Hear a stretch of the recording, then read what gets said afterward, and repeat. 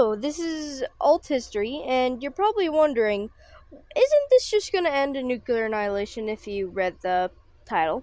And that the answer would be no. As you see, Russia wouldn't want to, be toasted like America. So, I'm going to tell you what would have happened. So, first, they would take Alaska. And, the Americas obviously wouldn't be very happy. So, they would send basically a troop force through Canada. And Canada, since very close allies, wouldn't really do much about this. So they would be at the Battle of Yukon, Canada, a fictional battle, of course, where they would try to battle for, complete control of Alaska. And it would completely emerge as a Soviet victory. Heartbreaking news for Americans and me, but this is probably what would have happened. And now the Soviets, pumping from victory, decide to go on Canada, a move shocking literally everybody, and Britain declares war on the Soviet Union. And, to balance the ties, North Korea helps the Soviet Union by declaring war as well. To the British entry of the war, the Americans request their troops to go to Canada to help against the Alaskan wars that were raging on still.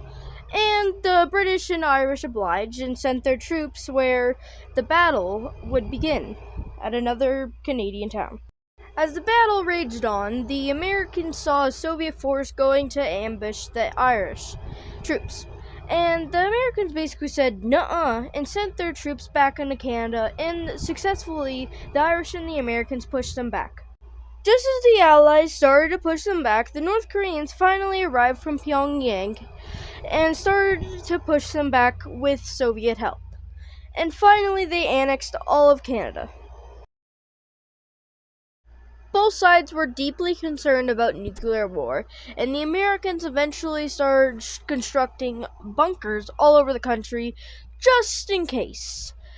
With the war turning very sour, British immediately surrenders since they don't want an invasion of British soil or nuclear bombs.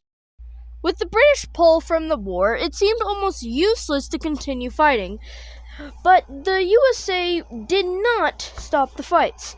And eventually, the citizens of the United States got angry at the government for not stopping the useless war, and violent riots broke out all over the country. The Soviets, taking advantage of the riots, immediately moved on to America, taking Seattle, Washington in only 2 days. With the Russians taking Washington, the Americans eventually said, "If we go out, we all go out." And they launched the first nuclear bombs on Moscow and other Russian cities.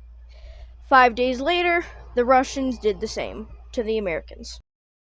This would be known as World War III, as NATO countries, the UN, and other Soviet countries and yada yada would nuke each other extensively, changing the lives of the entire population of the world.